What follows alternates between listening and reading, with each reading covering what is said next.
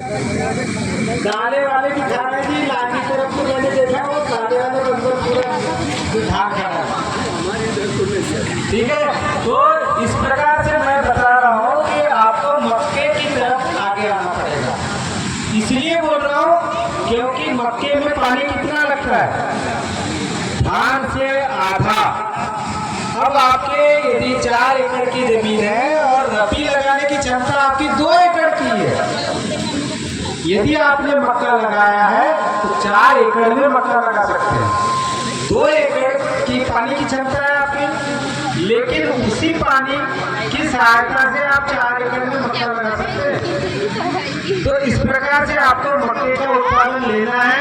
और आज के इस मंच के माध्यम से मैं बोलना चाहूँगा आप सभी लोगों को कि आप ये आज निर्णय करें कि हमको अभी खरीफ में, हमारा तो ये प्लेन एरिया है, खरीफ में मक्का नहीं लग सकता, फिर भी यदि प्रयास कर सकते हैं अपन, जिसका कोई हमारे लिंगारे जी हैं, इनका कुछ क्षेत्र है कि वो मैंने टिकरा वाला क्षेत्र है, तो वहाँ पर यदि आप मेड़ नाली पद्धति से, यानी मेड़ बनारी घाड़ बोलते हैं, जैसे हम भुइया लगाने के लिए करते हैं, हल्दी लगाने के लिए करते हैं, अदरक लगाने के लिए करते हैं। और आपने यदि देखा होगा तो यदि इस खरीफ सीजन में आप पिछले खरीफ सीजन में यदि सिवनी गए होंगे तो सिवनी में आपने देखा होगा मेड़ नाली पद्धति से मक्का लगाया गया था और भारी बारिश में भी उस पर कोई प्रभाव नहीं पड़ा।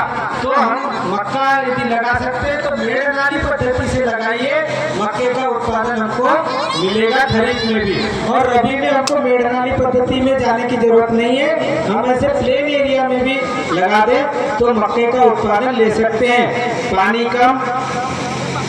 कम लगेगा, उत्पादन हमको ज्यादा मिलेगा और रेट भी, हमारा घर में मक्का है ही नहीं, वो कहाँ से ला रहे, सिवनी छिंदवाड़ा, और सिवनी छिंदवाड़ा का भी खत्म करके वो बिहार तक चले गए।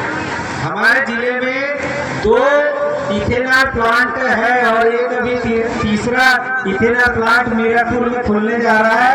वो तो एक इथेनॉल प्लांट को कितने मक्का चाहिए पता है, 4000 कुंटल एक दिन में 4000 कुंटल एक इथेनॉल प्लांट को चाहिए, बासी और खापा में जो है। और जो मीरपुर का है उसको तो 10,000 कुंटल की क्षमता उसकी है। तो हम कितना भी मक्का उत्पादन कर ले, हमको बेचने की समस्या नहीं जाएगी। धान में बेचने की समस्या जाती है, क्यों जाती है ये भी बता दो। पिछले साल क्या हुआ, उन्हीं इथेनॉल प्लांट वालों ने हमारा धान खरीदा था, इसलिए रेट 2100 के मिले थे। लेकिन इस साल क्या हुआ, इथेनॉल प्लांट वालों को वो धान महंगा पड़ने लग गया, 2800। धान का छिलका सहित यदि देखें तो 67% चावल निकलता है, यानी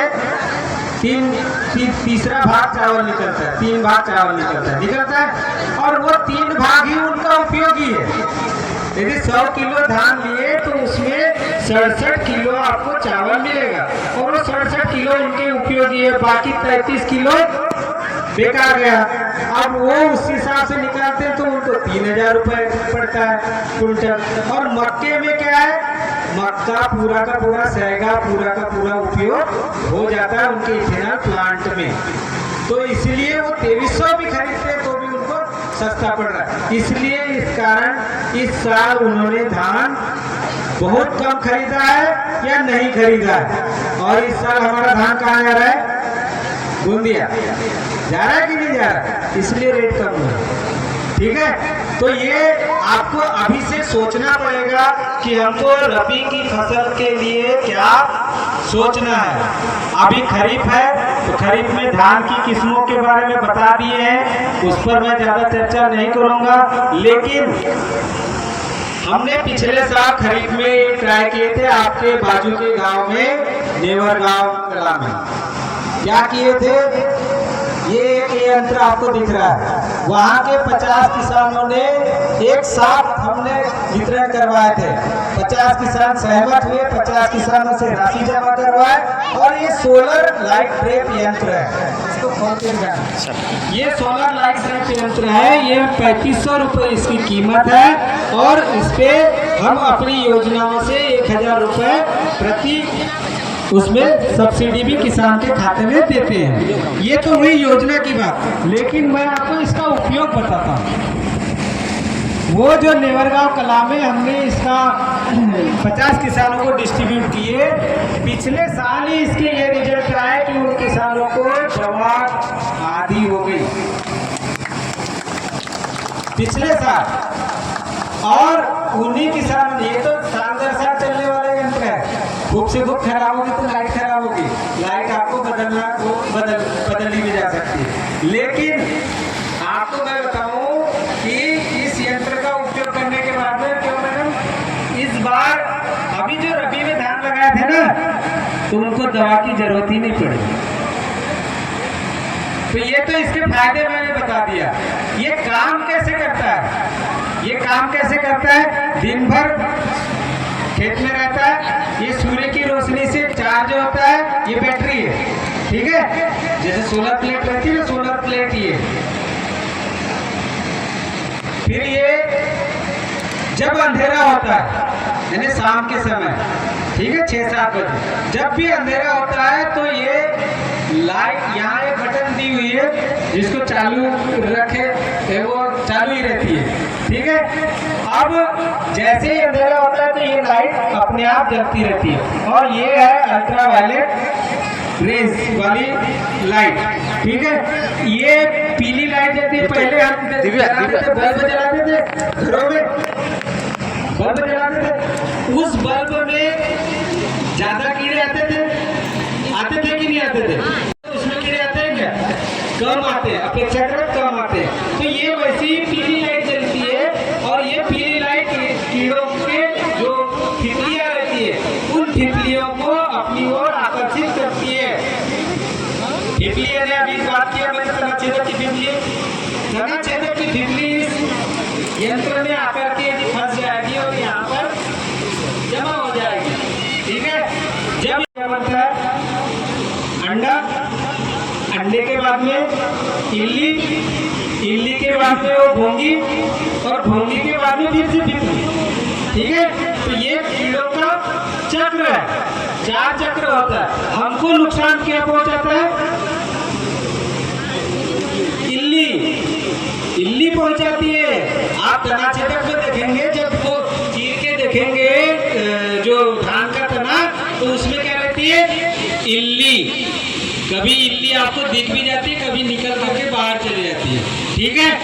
तो ये वो टीके का ही काम करता है। तो ऐसे हमको बीजोपचार जरूर करना है, और यानी बहुत ही कम खर्चे में बीजोपचार हो जाता है, लेकिन वो हमारे आगे आने वाली जो बीमारियां हैं उसको रोकता है और हमारी दवाइयाँ का खर्चा बचाता है। तो इस प्रकार से हमको उपयोग करना है, और आज ये प्रण लेकर के जाना है, जैसे संकल्प लेना है, संकल्प अभियान है ना, तो प्राकृतिक खेती अपनाएंगे, गौ पालन करेंगे, और दूसरा रबी में हमको धान की खेती को जितना हो सकता है उसको छोड़ेंगे, और हम यदि मक्के पर आ सकते तो मक्का लगाएंगे, नहीं तो उसके भी बहुत सारे उपाय हैं। आपने सरसों की खेती, आप सरसों लगी रहती है, उतेरा में ही सरसों फेंक देते हैं, उतेरा में भी सरसों बहुत अच्छी होती है, देखे हैं और कर भी रहे। तो उतेरा में सरसों की फसल लीजिए, तो उसके बाद हमारे पास में यदि पानी है तो आप उड़द लगाइए, मूंग लगाइए, तिल्ली, गर्मी की तिल्ली, ऐसी फसल पिछले साल से ही हमने विभाग के माध्यम से इसको लाए भी हैं, और इस बार आप देखेंगे कि करीब करीब जिले में 200 हेक्टेयर रकबा, यानी 500 एकड़ रकबा तिल्ली का बढ़ गया है। तो किसानों ने इसको भी अच्छे से लिए हैं। आप सभी से निवेदन रहेगा कि इसका भी उपयोग कीजिए, और यदि हमको अभी जो खरीफ का सीजन है, उद्यानिकी वाले साहब बता के गए हैं, तो उसी बात को मैं फिर से कहूँगा कि संकल्प उसका भी लेना है। आज जितनी गर्मी पड़ रही है उसको बचाने के लिए, उसको कम करने के लिए यदि हम हर खेत में, हर अपने घर पे हर व्यक्ति कम से कम 5 पौधे जरूर लगाएं तो हमारा ये जो आज का जो कहना चाहिए संकल्प अभियान है ये हमारा सार्थक होगा और आगे हम इस पे कार्य करेंगे। और ये जैसे जो अभी बताया जा रहा है कि पूरा प्राकृतिक खेती में जीवामृत बनाने का तरीका आइए, तो ये प्राकृतिक खेती आप अपने घर पे यूरिया डीएपी जो आपको आवश्यकता पड़ती है ना, वो आप ये सब चीजें ना करके ये वाला प्राकृतिक खेती का उपयोग करेंगे। आप इसमें देखिए ये सब चीजें घर की है, गोबर घर का, गौमूत्र घर का, गुड़ घर का, फिर बेसन, कोई सी भी दाल का बेसन चल जाएगा उसमें, तो जरूरी नहीं है कि ये किसी भी दाल का, चने का बेसन, उड़द का बेसन या किसी भी दाल का बेसन। और आपको ये बीज शोधन के लिए जो बीजामृत बनाते हैं उसके लिए चूल्हे की जरूरत पड़ती है, वो चूल्हा यानी बीज